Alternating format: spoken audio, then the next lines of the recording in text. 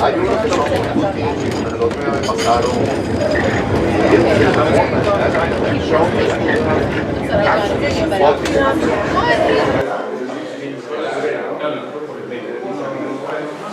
Ya hemos salido de la estación de...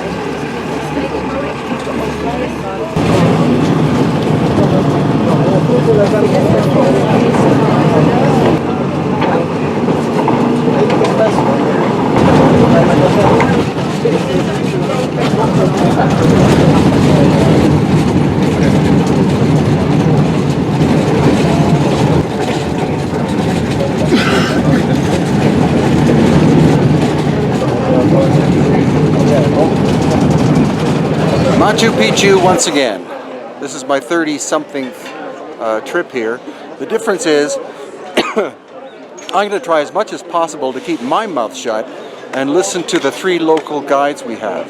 We have 3 indigenous people with us. One of them is an official archaeology Western school tour guide, but the other 2 are indigenous wisdom keepers, and they will have insights about this place, Machu Picchu, that I and you have never heard of.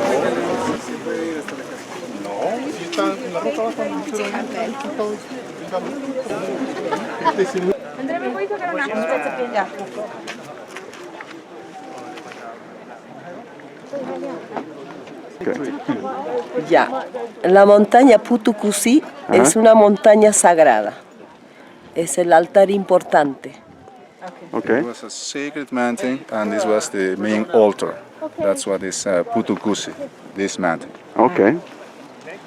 En cual, por gratitud, los abuelos incas construyeron las 2 montañas que están aquí, ¿no? En conmemoria al abuelo Putucusi, ¿en cuál está? Mati Chumpi.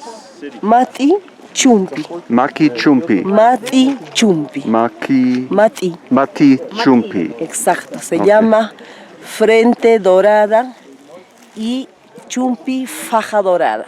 Okay. Well, the translation of this place is Mati Chumpi, which means the golden belt, you know, basically because there's in gratitude because this mountain, the other ones built this mountain. This one and the little one and the highest one there, which would be the place where the young ones chew it, the coca leaf. That's what is the translation. Okay. To chew the coca leaf for... Yes. Y el Huayna Picchu se llama Huaynan Picchan Intuta, que significa el hombre joven iniciado con la hoja de coca, masticando o saboreando, es la palabra. Pichar es eso, lo que nosotros tenemos, o jalpar. Okay. Okay, just to clarify, pichar is a Quechua word which describes the act when the local ones chew the coca leaf, and that's precisely what means this mountain. Huayna Picha, because pichar means chew it, but chew it just the coca leaf. That's roughly the translation. So the thing is, it depends on who you talk to and what their interpretation is. Because as we've heard, the mountain in behind now, Huayna Piccha means young chewing of coca leaves, whereas most translations are Huayna Picchu or Picchu, which means the young mountain. The one name you do not want to call this place is Machu Picchu. It's Machu Picchu. Machu means ancient. Picchu means mountain. Machu Picchu means old penis. I have one question, and that's that almost everyone believes that one high Inca called Pachacutec was responsible for building this city. My question is, what evidence is there that it is from his time and not another time? Well, the anthropologists and the Indigenous concluded that the Indigenous and anthropologists estimate that this place was built at the late 1300s or early 1400s. I mean, it cannot be accurate. So, and that's precisely the period where Pachacutec ruled the empire. So, which, if this assumption is the right one, I mean, the Indigenous and archaeologists, this place should be built by Pachacutec. Okay.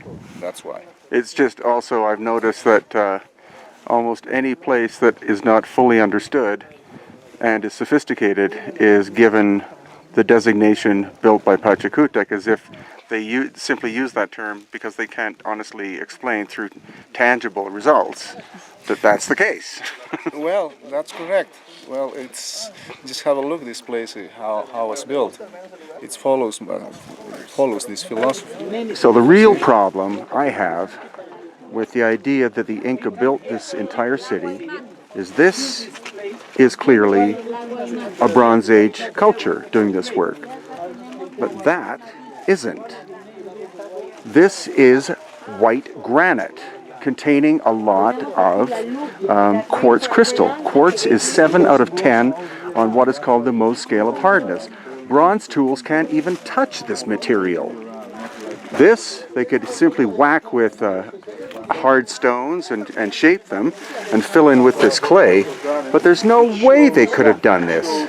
So again, my belief is that we're looking at the core of Machu Picchu as being an ancient megalithic city built by a culture that had to have had sophisticated technology.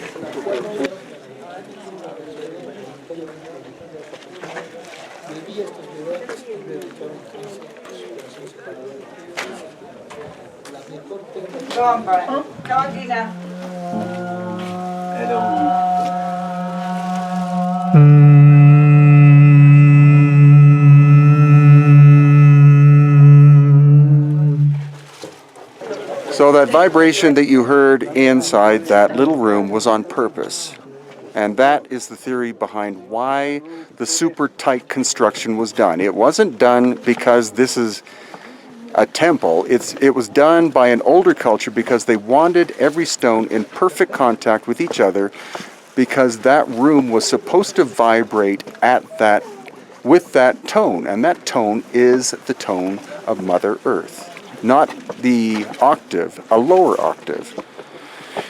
So that's why the core of Machu Picchu, I and others believe, was found by the Inca, possibly the great ruler Pachacutec, and he had the capability, because he was the high ruler and had so many people that obviously were working for him, that he said, build me a city around that central core. No archaeologist I know of will agree with that, but no archaeologist I know of has brought engineers and stonemasons and geologists, like I and others have done here, to look at it. And they simply say the Inca could not have built possibly 5% of Machu Picchu. They built the rest of it, but not the central core. There's something very enigmatic going on here. I'm not sure, but it was because the commercial, the beer commercial, the local commercial. So the crane is the one with the ship. That's what matters.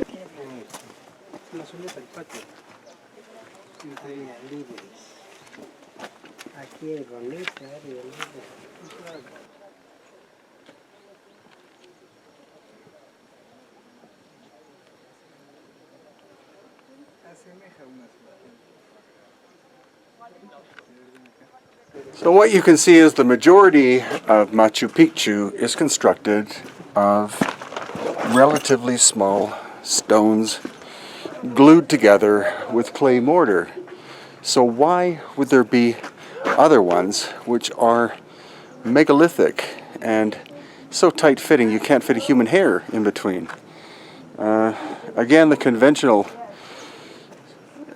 explanation by archaeologists is because those buildings with the megalithic blocks and the tight-fitting stone were so special because they were for religious purposes, and the rest were simply houses, so they didn't matter. But I find that a really lame way of trying to explain what to me is more likely a situation whereby some ancient culture that had sophisticated technology, perhaps even beyond what we have, created the core of this place.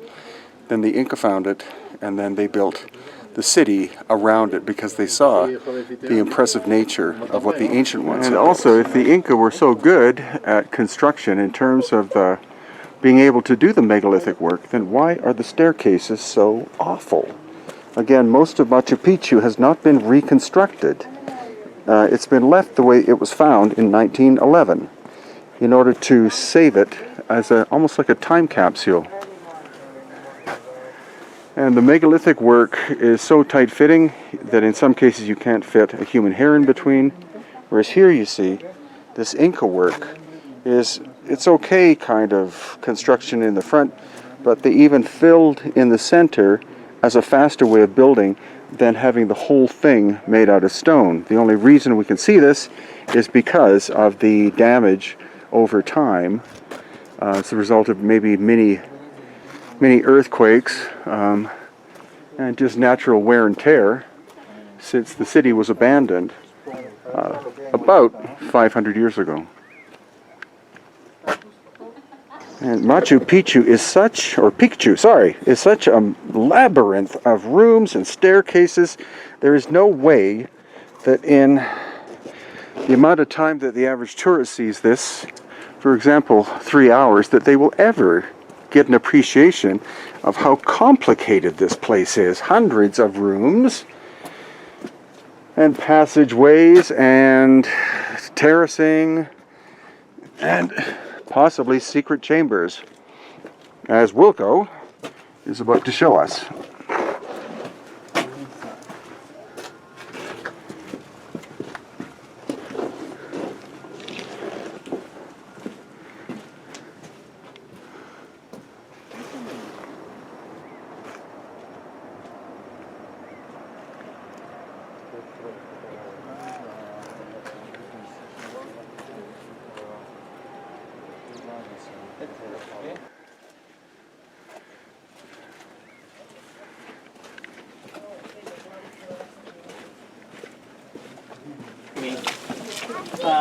You see over there are more fountains, or the main fountain.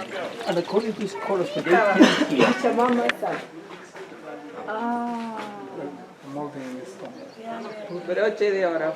So this is the Pachamama, Brian. Temple Pachamama. Yeah. Yeah, cute.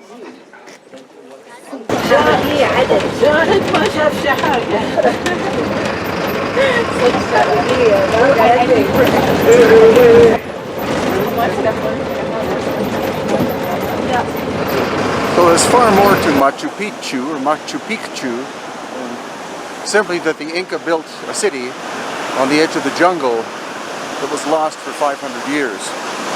The question is, who built the ancient core? Could it have been, as oral tradition states, people called the Pirwas or the Viracochans thousands of years prior to the Inca?